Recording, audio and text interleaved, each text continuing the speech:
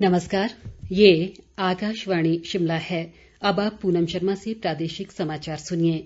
मुख्यमंत्री जयराम ठाकुर ने केन्द्र सरकार से राज्य बिजली बोर्ड को 540 करोड़ रुपए के ऋण और 350 करोड़ रुपए का अनुदान जारी करने का आग्रह किया है।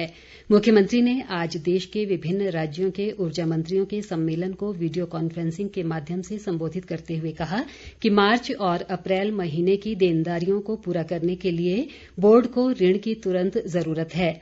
उन्होंने ऋणों पर ब्याज दरों को कम करने का भी केन्द्रीय ऊर्जा राज्य मंत्री आरके सिंह से आग्रह किया।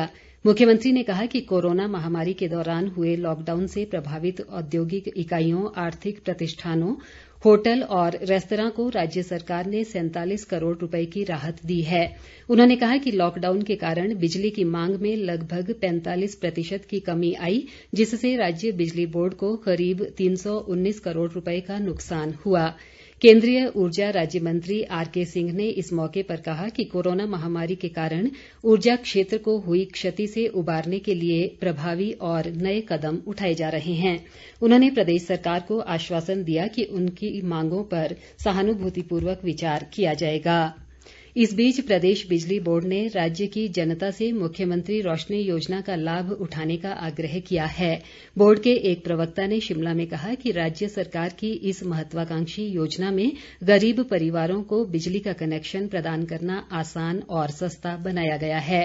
उन्होंने कहा कि इस योजना की बोर्ड मुख्यालय स्तर पर लगातार मॉनिटरिंग की जा रही है ताकि अधिक से अधिक लोगों को इसका लाभ मिल सके। प्रदेश में कोरोना वायरस के मरीजों की संख्या बढ़कर 1021 हो गई है।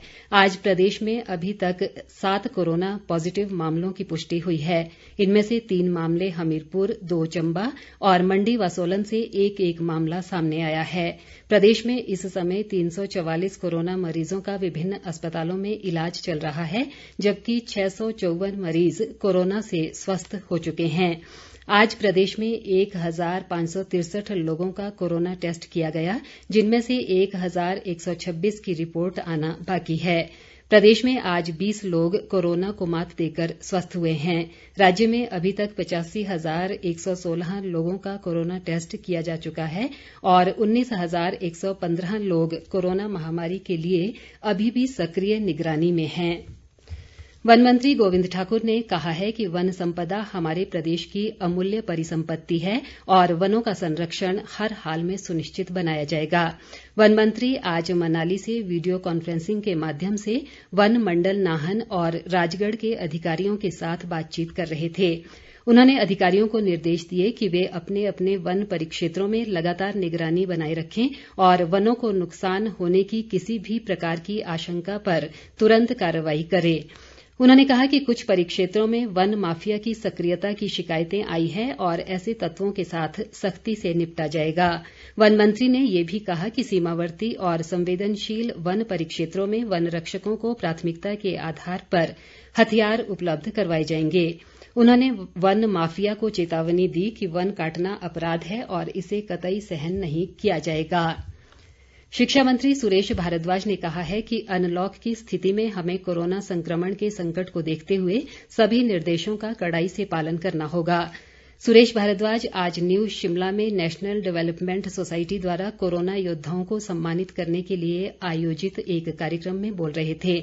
उन्होंने कहा कि लॉकडाउन के दौरान समाज की सेवा और आमजन की सहायता के लिए कोरोना योद्धाओं द्वारा दिया गया योगदान सराहनीय है। उन्होंने कहा कि संकट काल की इस स्थिति में समाज में निरंतरता बनाए रखने के लिए कोरोना योद्धाओं द्वारा विभिन्न स्तरों पर किए गए कार्यों ने समाज को मजबूती प्रदान की है। उन्होंने बाद में भाजपा महिला मोर्चा द्वारा समाज को कोरोना संक्रमण से बचाव व लोगों की सुरक्षा के लिए आयोजित हवन कार्यक्रम में भी हिस्सा लिया।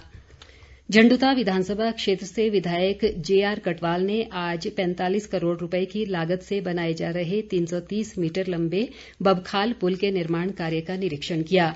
उन्होंने अधिकारियों को पुल का निर्माण कार्य निर्धारित समय सीमा के भीतर पूरा करने और गुणवत्ता का विशेष ध्यान रखने के निर्देश दिए।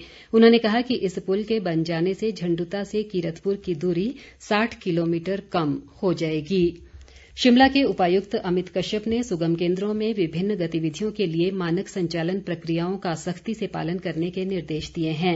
उन्होंने कहा कि प्रमाण पत्र प्रख्यापन, जमाबंदी, परिवार रजिस्टर और ड्राइविंग लाइसेंस सेवाओं के लिए कार्यालय आने की ज़रूरत नहीं है। इसी के साथ ये समाचार बुलेटिन समाप्त हुआ। हमारा अगला बुलेटिन आप सुन सकते हैं शाम 7:45 पर। नमस्कार।